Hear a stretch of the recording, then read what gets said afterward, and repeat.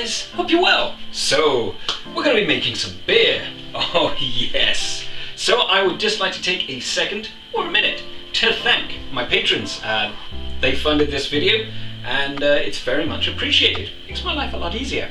So, we're making beer. Now usually I will make beer from a beer kit, such as this light lager, pilsner, whatever, golden beer. Cheap and cheerful, nice and easy. Really easy, you don't have to mess around with loads of grains. But I'm going to be doing that today. I'm going to be playing with grains. We're doing craft beer. Oh, don't get your hopes up, we're not doing craft beer. It is just a beer. I just quickly came up with a recipe in my head and then went and bought the stuff. So what I've got is some crushed aromatic malt, because the aromatic malt gives you kind of a more malty beer flavour. And I was like, well, I like that. I wonder if I can get something a little spicy, a bit of spice. And that's exactly what I did. I got some crushed pale rye malt. And then just to make sure that we get a beer that will probably be around 5%. Hopefully, we don't know for sure. I picked up a base malt, which is a crushed pilsner malt. All in all, this is 1.5 kilos of grain, and we're going to be making a 1 gallon batch, or slightly over, a 5 litre batch. So I suppose we should begin. So while I have a personal interest in this recipe, if it tastes good, this isn't really what we're testing, because well, you can mix all sorts of grains together and make beer. It's up to you, you can make it up as you go along. That's why we have so many different types of grain. What we're doing is going back in time, a time before thermometers existed. Now I own thermometers. I mean, I've got a couple here, temperature probes and whatnot, and they are very, very accurate. I also have iodine kicking around somewhere that I use for various things, that we could use for a starch test, but we're not going to do that either. We're going back in time, did a bit of research, and well, they used to make beers by the month. So say in March, they would have a particular recipe for making beers in March for the temperature, so you'd get the right malting temperature. That's cool. They also got the finger method, where you put your finger in, and after you've done a few beers and messed up a lot, you'll get it down to know where roughly 70 degrees is. 68, whatever, we'll go down. But that again is hit and miss, and you have to have practice. So we're going to do another method, which is widely known, supposedly, and that is, we're going to be using lard. Oh yes. Now why did I choose lard? Well, quite frankly, it was cheap. No, lard has a melting temperature of 60 degrees, so we're going to be using this as our thermometer. Hopefully this is going to work. We're definitely going to get something out of this beer. If it will be any good, we don't know. So technically we could call this a lard beer, because we're using lard. So just before we begin, because I know someone is probably going to want to know, what is the diastatic power of all of this? For people that don't know, the diastatic power is just a fancy word for saying how much amylase is inside the grains. You need a base of 30 to be able to turn all the grain into sugar that we can then turn into beer. This 1.5 kilos has a diastatic power of 60, which means it has twice the amount of amylase that is needed to turn this amount of starch into sugar. So the first step in our brew is to mix our grains with water. We're trying to make a kind of porridge, if you will. So I'm going to start by using the rye.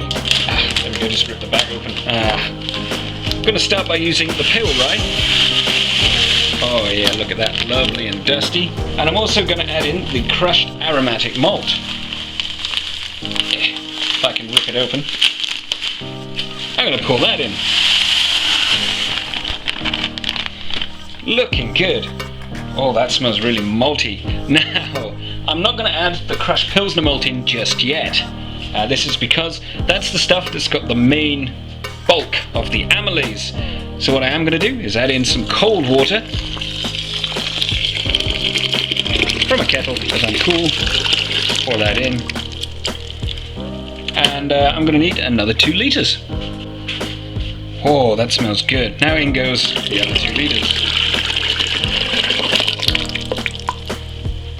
That looks lovely, doesn't it? So, no need for all that sanitary stuff. We're doing old school beer. Get your hands in.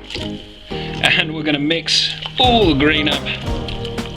There we go, like so.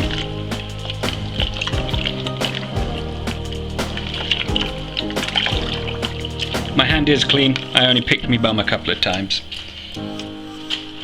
Right, now that's all mixed in and all that grain is relatively at the bottom, I'm going to add in my crushed Pilsner malt. Like so.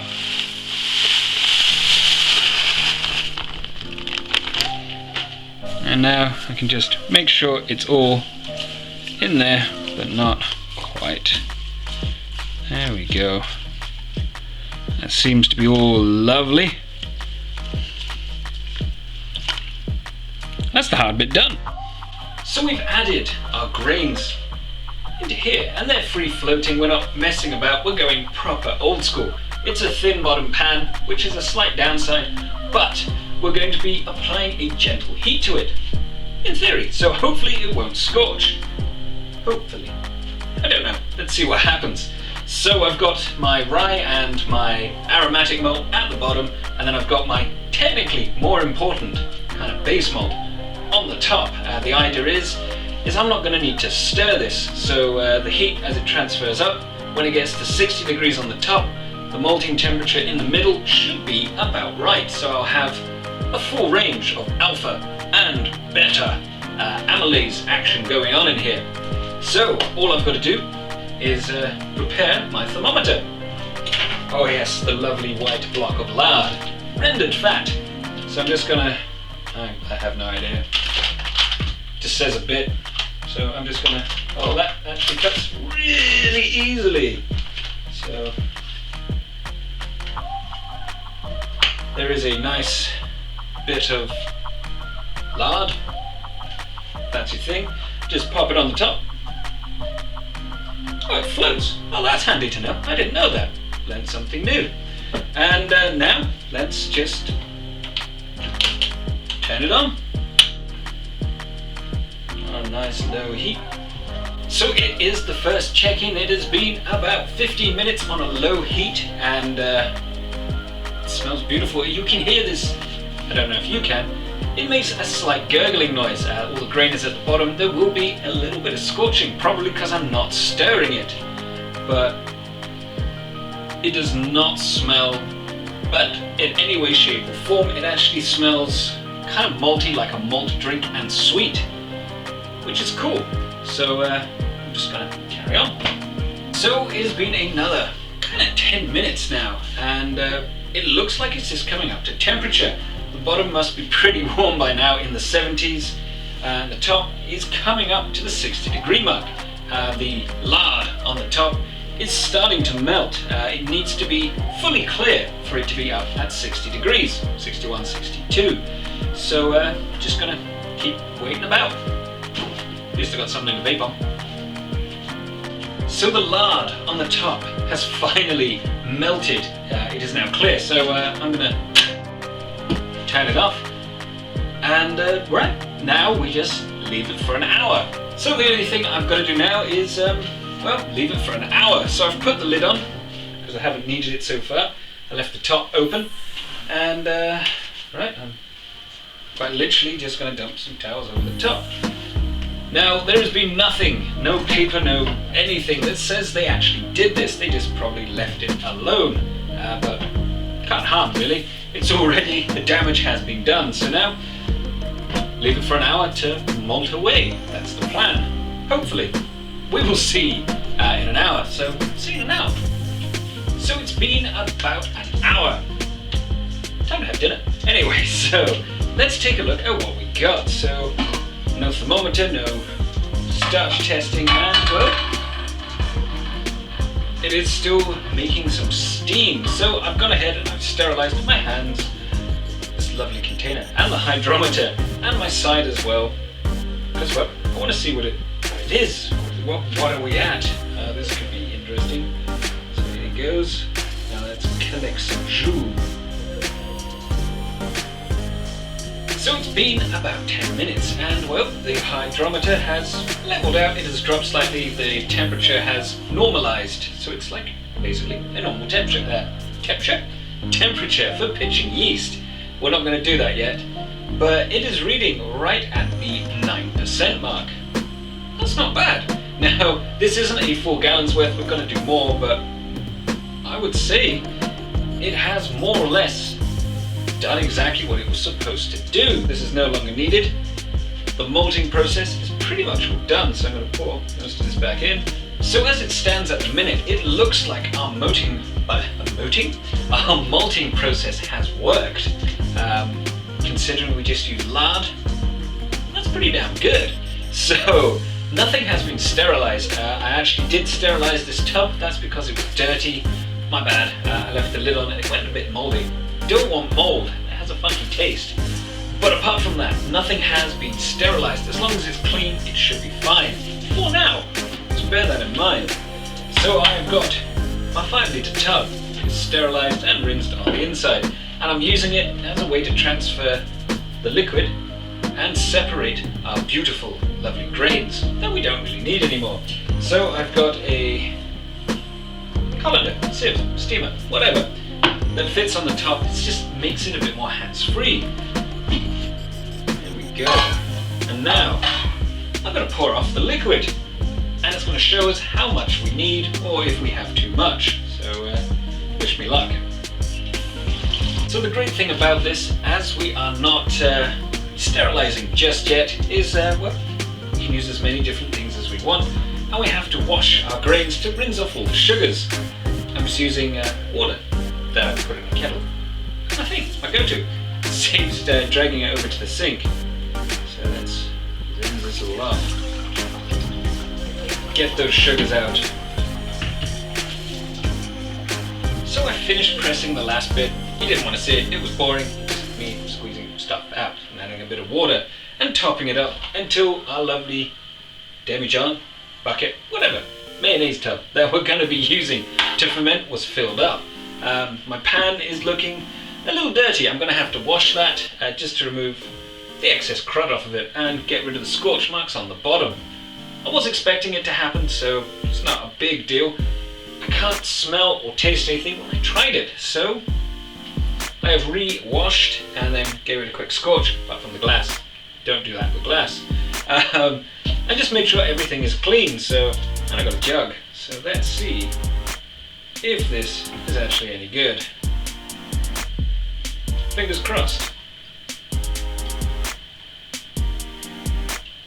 And, well, the hydrometer is now reading 8.5%, and this has cooled down. It's given me enough time to, well, clean up the side, scrub out the bottom of my pan because there was a little bit of a scorching mark there, rinse off the strainer, and well, now comes the best bit. Now we're going to make it sterile.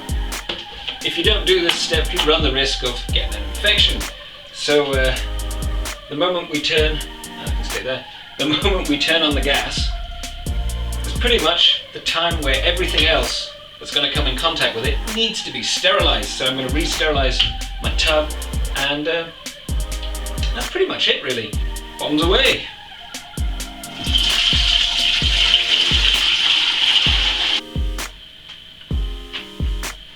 There we go. And basically this is as grain free as it's going to get. It's only like a tiny little splodge of grains. There we go. So since we only have to bring this up to the boil to sterilize it, nothing else, I'm just going to go and clean up all this mess. Cool. So just while this is coming up to temperature, I've got myself a wooden spoon. Then I'm going to dump in. It is clean, but it's not sterilized, so now I'm going to use the wort to sterilize my spoon, because it's going to all boil. It kills off all the bad stuff, if there is any in there. So yeah, I'm not going to be adding in any hops. Now the reason I'm not adding in any hops is, well, I made a recipe up, and if I added hops, that's going to change the taste and the flavour of the beer. And I want to see if I've actually made a kind of malty with a little bit of spice type of beer. Could be interesting to find out. That's what I want to do. So it is just about approaching the boil. It is at a gentle sort of simmer now. I haven't been doing it, taking the heat light. I don't want to scorch the bottom and ruin all my work. It is smelling very malty. It also has a nice bit of foam on it. Yep, I would say that is done. So I'm going to turn this off. And now I'm going to put it in my ice bath and cool it down for about 45 minutes. So it has been actually about an hour, and this is cooled down now. It's lovely, it's good for pitching. So I've got my bucket to brew in. It's just because, well, it could get rather active and puke. Big bucket, it stops that. So I don't need a spoon anymore, so I can... That is terrible. It's really tasty. So all we're going to do is pour it straight in. Look at that.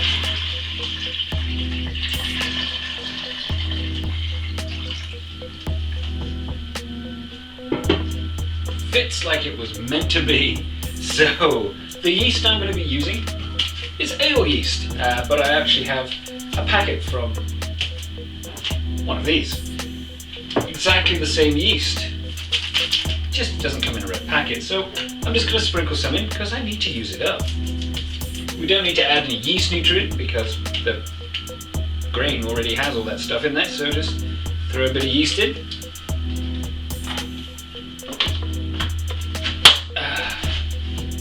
Stick the lid on, and that's us done. So, bit of a long one, but it has been a lot of fun. We've learned something different, interesting, and possibly useful. You never know. So, I hope you enjoyed the video, guys. Don't forget to check out some of the other ones, and well, subscribe if you feel like it. Carry on homebrewing, guys. See you later. So I just want to take a second to thank my patrons. They're helping me grow the channel, upgrade my equipment, all of that fantastic stuff. And as a thank you to them and for future patrons, I also do 4 Patreon-only videos per month. So it's pretty handy if you want a little bit extra. So there's some other links to videos down below, and of course the Patreon and subscribe button.